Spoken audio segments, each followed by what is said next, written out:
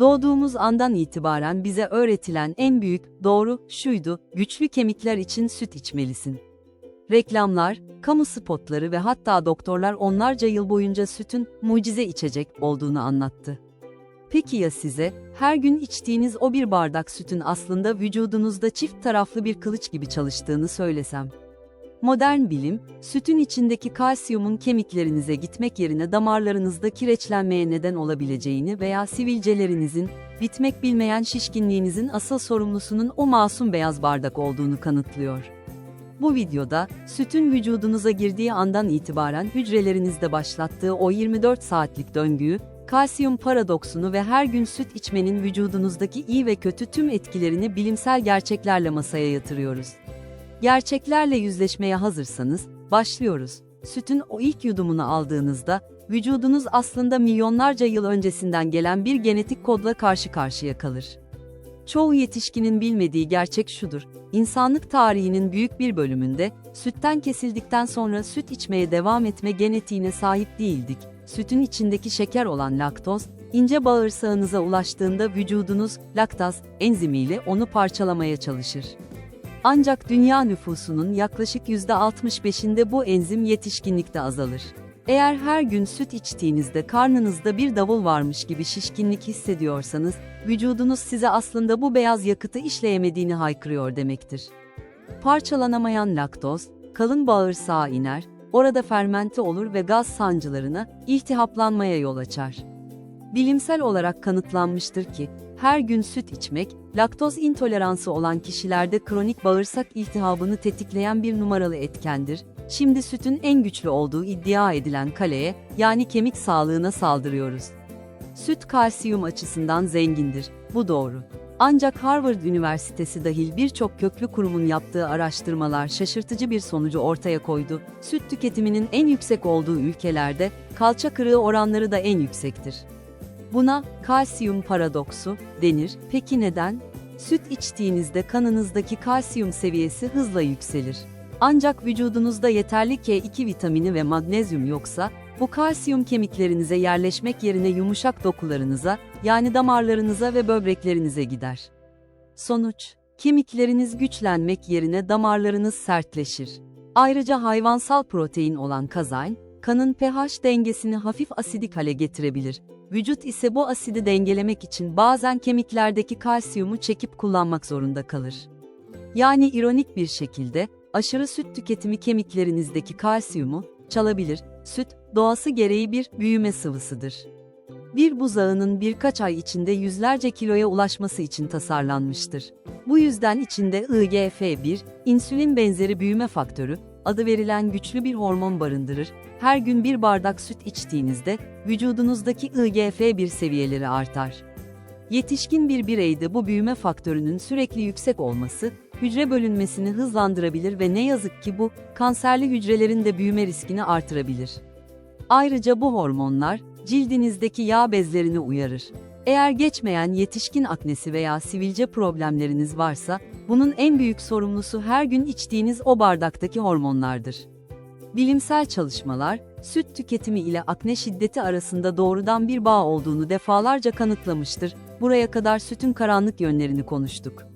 Ancak madalyonun diğer yüzü de var. Eğer sütünüzü otla beslenen hayvanlardan ve pastörize edilmemiş, çiğ, doğal olarak temin edebiliyorsanız, işler değişir. Doğal süt, protein, B12 vitamini ve yağ yakımına yardımcı olan konjügt linoleik asit, CLA, açısından zengindir. Kaliteli bir protein kaynağı olarak kas kütlesini korumaya yardımcı olabilir. Özellikle çocuklar için, büyüme döneminde gerekli olan temel amino asitleri sağlar. Ancak burada anahtar kelime, kalitedir. Market raflarında, ömrü aylar süren kutu sütler ile meralarda koşan ineklerin sütü biyolojik olarak tamamen farklıdır.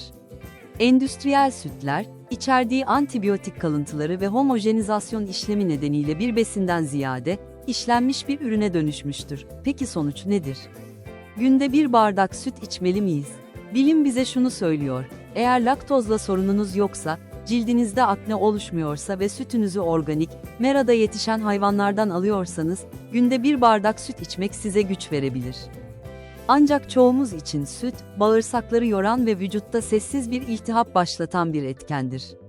Eğer kemiklerinizi korumak istiyorsanız kalsiyumu brokoli, susam veya koyu yeşil yapraklı sebzelerden, K2 vitaminini ise fermente gıdalardan almalısınız. Yeşil Yolculuk'ta bugün, beyaz bir perdenin arkasındaki bilimsel gerçekleri araladık. Siz her gün süt içiyor musunuz? İçtikten sonra kendinizi nasıl hissediyorsunuz? Yorumlarda buluşalım, her bir tecrübenizi merakla okuyorum. Videonun 10 dakikalık ana metnini tek seferde yukarıda verdim. Ancak bu kadar uzun bir videoyu 10 dakika artı YouTube'da sonuna kadar izletmek için bonus bilgiler ve izleyiciyi eylem çağrısına GTA yönlendirme kısımlarını içeren bir ek bölüm, final detayları hazırladım. Peki, yarından itibaren sütünüzü bırakmaya karar verirseniz vücudunuzda neler olacak? Bilimsel gözlemler şunu gösteriyor: sütü bırakanların %70'i ilk 15 gün içinde şişkinliklerinin tamamen geçtiğini, sabahları daha dinç uyandıklarını ve ciltlerindeki o kronik kızarıklıkların solduğunu bildiriyor. Süt, vücutta mukus oluşumunu tetikleyebilir, bu yüzden sütü bırakmak geniz akıntısı ve sinüzit gibi sorunları olanlarda mucizevi bir rahatlama yaratır. Eğer kalsiyum konusunda endişeliyseniz, bir kaşık tahinin bir bardak sütten daha fazla kalsiyum içerdiğini hatırlatmak isterim. Badem sütü, yulaf sütü veya Hindistan cevizi sütü gibi bitkisel alternatifler, hem karaciğerinizi yormaz hem de vücudunuza o meşhur laktoz yükünü bindirmez. Burada en önemli nokta, vücudunuzun sesini dinlemektir. Yeşil Yolculuk felsefesi olarak biz her zaman şunu savunuyoruz: doğada hiçbir canlı, ergenlikten sonra başka bir türün sütünü içmez. Biz insanlar bu konuda bir istisnayız. Eğer sütün tadından vazgeçemiyorsanız, en azından onu fermente edilmiş halde tüketin. Yoğurt ve kefir gibi fermente ürünlerde laktoz parçalanmış, yararlı bakteriler ise zirve yapmıştır. Yani sütü içmek yerine, yemek vücudunuz için çok daha az stresli bir yoldur. Süt hakkındaki bu gerçekler sizi şaşırttı mı? Yoksa zaten bu etkileri vücudunuzda hissediyor muydunuz? Görüşleriniz bizim için çok değerli, lütfen aşağıya yazın. Bu videoyu buraya kadar izlediyseniz, sağlığınıza gerçekten önem veriyorsunuz demektir. Bu tarz derinlemesine araştırmaların devamı için kanalımıza abone olmayı ve bildirimleri açmayı unutmayın. Kapatmadan önce size küçük bir düşünce bırakmak istiyorum. Vücudumuz bir tapınak gibidir ve ona her gün koyduğumuz her bir besin, ya bu tapınağı onarır ya da yavaş yavaş temelini sarsar. Süt sadece bir başlangıçtı. Önümüzdeki haftalarda, mutfaklarımızda, sağlıklı diye sakladığımız diğer bazı beyazların gizli dünyasına, yani beyaz un ve şekerin hücrelerimizle olan o karmaşık ilişkisine de yakından bakacağız. Eğer sizin de, bunu mutlaka araştırmalısınız dediğiniz bir besin veya kulaktan dolma bir bilgi varsa, çekinmeden yorumlara yazın. Yeşil Yolculuk topluluğu olarak biz, sadece izlemiyoruz, birlikte öğreniyor ve dönüşüyoruz. Destekleriniz için her birinize tek tek teşekkürler. Unutmayın, değişim bir yudumla başlar. Doğanın şifası üzerinizde olsun. Bir sonraki videoda daha derin gerçekleri konuşmak üzere, şimdilik hoşça kalın.